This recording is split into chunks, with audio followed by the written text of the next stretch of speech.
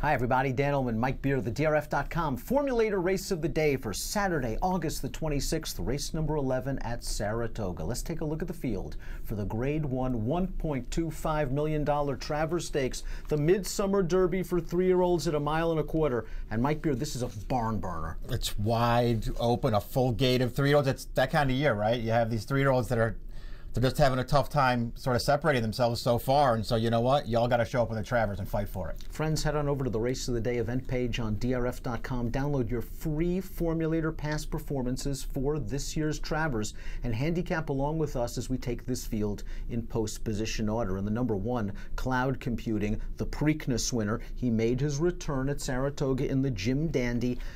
He wasn't very sharp that day. No.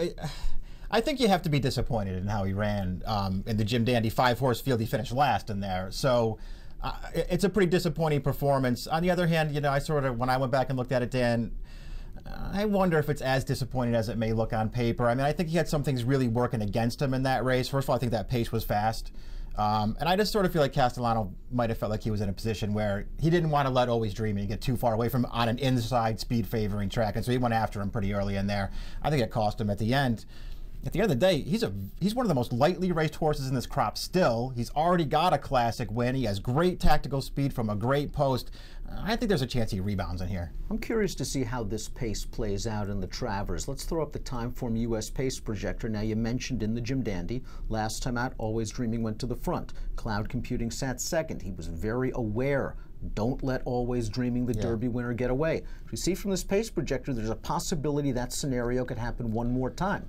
Yeah, that's true, but I think it was, anyway, in my opinion anyway, I think it was exaggerated a little bit on Jim Dandy Day because, you know, by the time we got to race 10 on that card, it was pretty apparent that the rail and speed was just dominating the races. And I almost feel like Castellano might have gotten to his head a little bit. I don't think he wanted to let the horse that he felt like he had to beat just sort of get away from him on the lead on the rail, and so he went after him early. And I do think it cost Cloud Computing at the end. The number 2 is Giuseppe the Great going out for trainer Nick Zito. He was second in the Jim Dandy. I gave him a little bit of a chance removing the blinkers in the Jim Dandy, and isn't it always the way? You beat the Preakness and the Derby winner and you still lose. That being said, he ran well in the Jim Dandy. Got a decent setup because that pace, I think, is faster than it looks just on paper.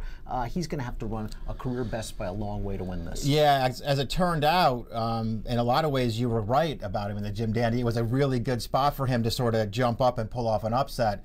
I don't know if he's in the same position on Saturday. The number 3 is West Coast for trainer Bob Baffert. He has started 6 times in his career. He has never been out of the exacta. He is riding a 3-race win streak into this one. He scored a 2-5 as he was supposed to last time out in the Los Alamitos Derby, but he must have been 4-5 path every step of the way. Yeah, I guess if nothing else, just based on the viewing of that race, I guess I wouldn't worry about the 1.25 miles for him. He might have gone 1.25 miles in that race. They just sort of kept him out in the center of the track the entire way.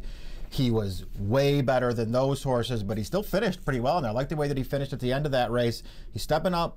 He's facing some better horses here, and he has to do it over 1.25 miles. But, I mean, we're just not surprised anymore when Baffert shows up from California and his horses run huge. He has successfully shipped in the past to this Keeneland graduate, winning on Belmont Stakes Day in the Easy Goer. His last 2 Beyer speed figures very impressive, 199. Speaking of Belmont Stakes Day, we've got the Belmont winner in here, the number 4 Taprit for Todd Pletcher. Ran really well in the Belmont. Great ride from Jose Ortiz, sort of an in-out bid, and he was able to outstay these horses at the 1.5-mile distance. A 1.25 miles isn't going to be a problem. It's nice that he has tactical speed. Are you concerned about the 2-month layoff by design? No, not really. I do think he ran well in the Belmont. I also feel like what you were sort of alluding to, I think the distance helped him in there. I think he outstayed that field, but he did get a great trip and ride. And he's kind of that horse. You know, it feels like you can just ride him however you want and get him a good trip. The 1.25 miles is fine for him. I don't know. I don't have any real argument with him in this race, except that it feels really wide open, and he's the morning line favorite. You could argue he was dirtied up going into the Belmont. In the Derby, he was just sort of sandwiched at the start. The Bluegrass was one of those races where speed dominated. He didn't break very well over a track that also favored speed. Good Samaritan is the number 5 in here for trainer Bill Mott, who won the Travers counterpart last week, the Alabama, with 3-year-old filly Elate. Good Samaritan made his dirt debut in the Jim Dandy. It was a very aggressive aggressive spot for Mott, taking on the Yeah. Derby and Preakness winner, and Mott was rewarded. Although you can look at that race and say it kind of played into this horse's hooves a little bit. That's how I look at it. I mean, in a lot of ways, I feel like they just handed that race to him on a silver platter. They all sort of went after each other relatively early in that race. We've already talked about the pace. I think the pace is fast in that race, no matter what the fractions look like. And this horse just sat it out. On the other hand, he came with a huge run through the stretch in that race, and he just flat powered by that field. It was a pretty compelling performance, I thought. Everything that went right for him, I think you want to take that into consideration. Still a pretty compelling performance for a horse who's good on turf, and he showed that he's good on dirt, too. Beat 3 of these horses in the Jim Dandy, and he'd always shown a lot of ability on turf. The question was, would he handle the dirt surface? He's got a little bit of dirt pedigree, and he pulled it off. Here's the 6, Girvan. This is a horse who's only been out of the Exacta once in his career. It was the Kentucky Derby. A, it was a wet track. Yeah. B, he was plagued by all sorts of problems with his feet in the weeks leading up to the race. When you throw that race out, here's a very admirably consistent horse who was real game in winning the Haskell and just missed in the Ohio Derby. Yeah, I mean, I don't have any real argument with this horse, who's probably going to be a pretty good price again. I'm personally not a huge fan of the Haskell as a race overall. I sort of wanted to go in a different direction, but this horse has done nothing wrong. Which Always Dreaming will show up on Saturday? The one that took the Kentucky Derby over a wet track with a 102 Beyer performance, or the horse that just bombed in the Preakness and then coming back in the Jim Dandy had an easy lead over a track that seemed to favor that style, and there was nothing there for him in the stretch? Yeah, it's pretty disappointing. I mean, again, I think that pace is faster than it's getting credit for, and he just sort of ran off on that field early. I mean, he really opened up a long lead up the backstretch. On the other hand, he was riding a pretty gold rail in that race, and when they came for him, he just never looked like he had enough to hold on in that race. His last 2 races, I think you have to be real concerned about, especially when you can go back to his Kentucky Derby and sort of, not that he didn't run well that day, but you can sort of poke holes in that race. He has a lot to prove in this Travers. But there is a good chance he might work out the best trip again on an easy early lead. The 8 is Looking at Lee, a very likable colt who dances just about every dance. 3rd in the West Virginia Derby last time out over a racetrack that might not have exactly played to his strengths. Yes, he was wide, and the outside always seems to be good on West Virginia Derby day at Mountaineer, but he was very, very wide.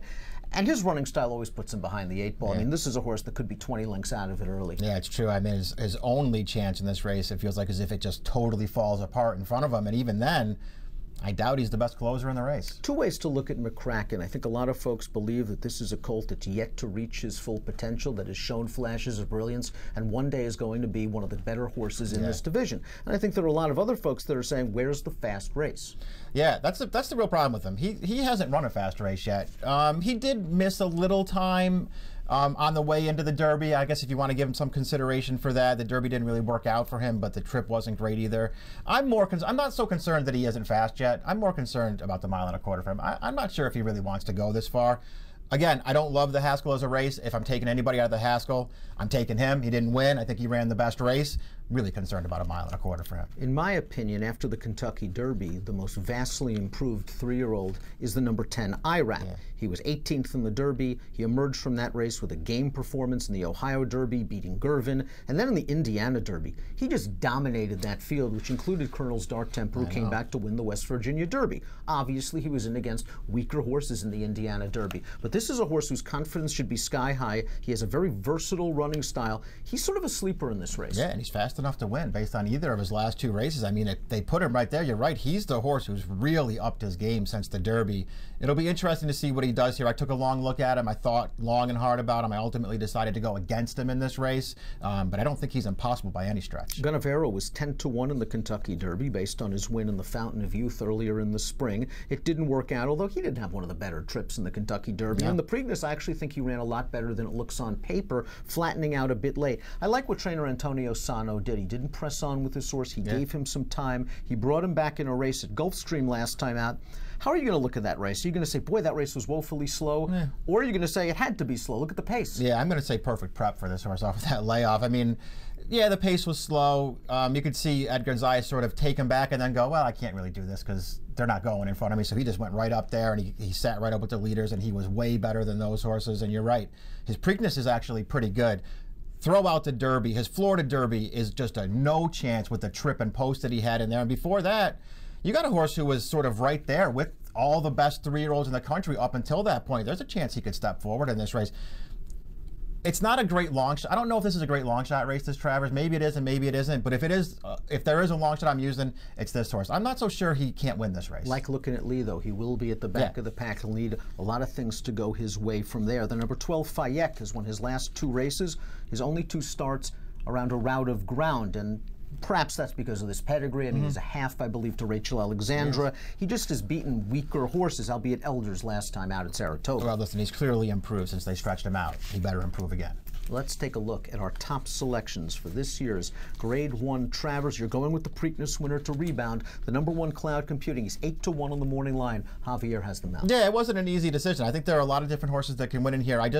The more I look at the Jim Dandy, the more I don't think it's quite the disaster it looks like. I'm going to give him a chance to rebound. You're going to go 1, 3, 4, and 11. I like Good Samaritan in here. That dirt debut is very good. Yes, the pace probably helped. He had a decent trip from the back of the pack, but the way he finished that race, he showed that he can step. I'm not too worried about a 1.25 miles, and if someone can push Always Dreaming just a little bit early, I would expect another good effort for this colt. He's always had that potential on the grass, and he really broke through on dirt over this track in the Jim Dandy. 5, 4, 3, 7 for me in the Travers. And if you are playing just a fantastic Travers Saturday card from home, please consider DRF Bets, because it's a great deal. 10% win place takeout on 10 select tracks, including Saratoga, all summer long, plus a $300 cash bonus. You can learn more at drf.com/take10. Approximate post time for the Travers. Race number 11 at Saratoga on Saturday, 5:44 Eastern. Good luck.